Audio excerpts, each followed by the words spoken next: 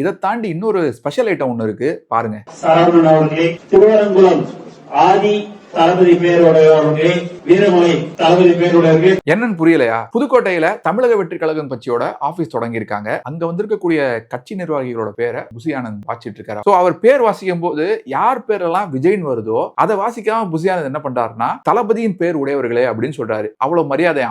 ஆதி தளபதி பேருடையவர்களே, கர்ணா தளபதி பேருடையவர்களே, வீரமலை தளபதி பேருடையவர்களே, பழனி அவர்களே.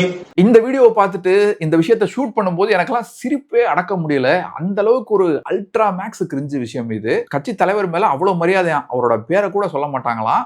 அந்த காலத்துலலாம் ஒரு 30-40 வருஷம் முன்னால, இல்லைன்னா ஒரு 2-3 தலைமுறைக்கு முன்னால பொண்டாட்டிங்க புருஷனோட பேரை சொல்ல மாட்டாங்க, கூச்சப்படுவாங்க. அந்த மாதிரி இருக்கு இதெல்லாம். புசி ஆனந்த் இந்த மாதிரி பேசுறாரு இல்லையா, இந்த மாதிரி அவர் இன்னும் நிறைய எக்ஸ்ட்ரா கரிக்குலர் ஆக்டிவிட்டிஸ் எல்லாம் பண்ணியிருக்காரு.